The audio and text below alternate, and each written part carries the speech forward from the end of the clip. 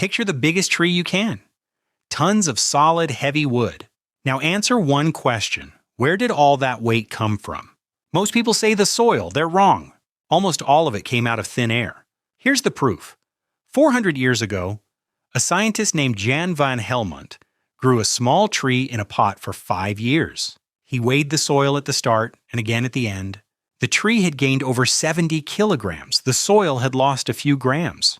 So where did 70 kilograms of tree come from if not the dirt? The answer is an invisible gas floating around you right now and a beam of sunlight. And the same process that builds a tree out of air also made the oxygen in the breath you just took. It's called photosynthesis. And it is so much stranger and cooler than plants turn sunlight into food. By the end of this, you'll see exactly how a plant pulls solid food out of air, water, and light. And you'll never look at a leaf the same way again. So let's kill the biggest myth first. You've probably heard that plants eat sunlight. Close, but not quite. Sunlight isn't food. You can't eat light. What a plant actually does is use the energy in sunlight to build a sugar, real solid food out of two of the most boring ingredients on Earth, air and water.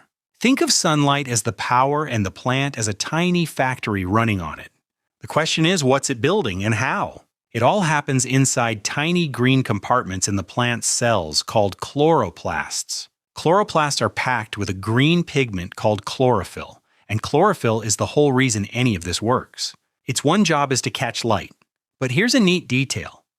Chlorophyll grabs the red and blue light from the sun and basically ignores green. That green light just bounces off. So the green you see when you look at a leaf, that's the one color the plant didn't want. You're literally looking at its leftovers. Okay, so what goes into this factory and what comes out? 3 things go in. Carbon dioxide, the gas you breathe out. Water, pulled up from the roots. And light. 2 things come out. Glucose, a sugar the plant uses as food. And oxygen. In one line, carbon dioxide plus water plus light becomes sugar plus oxygen. That's the headline. But the real story happens in 2 acts, and Act 2 has a twist almost everyone gets backwards. Act 1 is called the light-dependent reactions. Plain version, the steps that need light. This happens in stacks of tiny green discs inside the chloroplast, called thylakoids. Light hits the chlorophyll and energizes it, and that energy does something dramatic. It rips water molecules apart. Splitting water releases 3 things: energy, hydrogen, and oxygen. And that oxygen, to the plant, it's waste. It doesn't want it, so it lets it go, straight into the air. Stop here for a second. Because this is the part almost everyone gets wrong. Ask most people where the oxygen from a plant comes from, and they'll say the carbon dioxide. After all, carbon dioxide has oxygen in it. Makes sense, right? Wrong. The oxygen a plant releases comes from the water, not the carbon dioxide.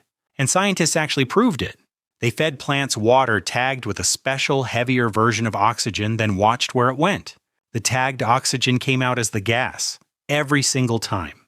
So every breath of oxygen you have ever taken was at some point split out of water by a plant or an alga catching sunlight. Sit with that one for a second. Now back to Act 1. Along with that oxygen, the energized chlorophyll also charges up 2 tiny energy carriers. Think of them as loaded batteries the plant is about to spend. Their names are ATP and NADPH. You don't need to memorize the chemistry. Just remember the result. Act 1 used light and water to make oxygen, plus 2 charged batteries. But notice something. We still don't have any sugar, no food yet. So where does the actual food get built? That's Act 2. Act 2 is called the Calvin cycle. It's named after Melvin Calvin, the scientist who painstakingly mapped it out and won a Nobel Prize for it. This act happens in the fluid around those green discs called the stroma. And here's the key. Act 2 doesn't directly use light at all. It runs entirely on those charged batteries, the ATP and NADPH that Act 1 just made. Its job is to grab carbon dioxide out of the air and piece by piece snap those carbon atoms together into glucose. That is the exact moment air becomes solid food. The carbon in that sugar and later in the wood of that giant tree was floating in the sky as a gas minutes before. Now, the Calvin cycle has a misleading nickname, the dark reactions, and it has fooled a lot of students. It does not mean it happens at night. It just means it doesn't directly need light, but it completely depends on the batteries from Act 1, and those only get charged when the sun is up. No light, no batteries, no sugar.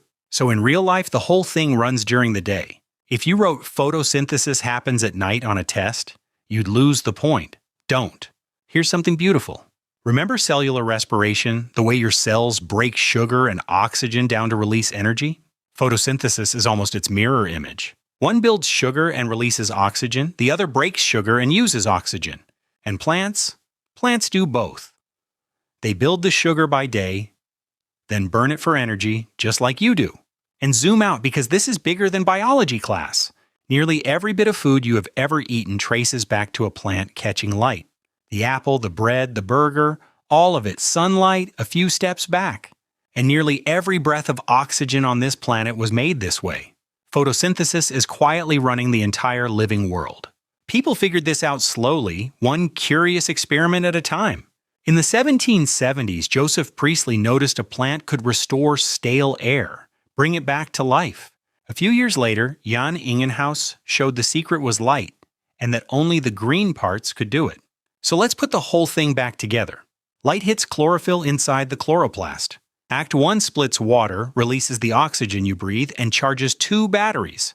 Act 2, the Calvin cycle, spends those batteries to pull carbon dioxide from the air and build glucose. Air, water, and light go in. Food and oxygen come out. For your exam, lock in 3 things.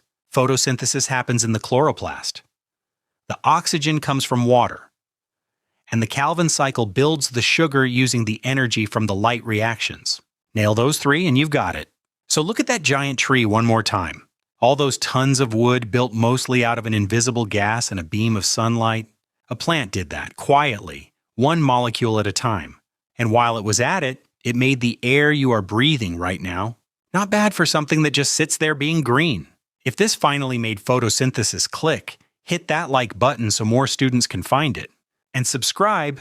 Your next topic is coming, and we'll make that one simple too.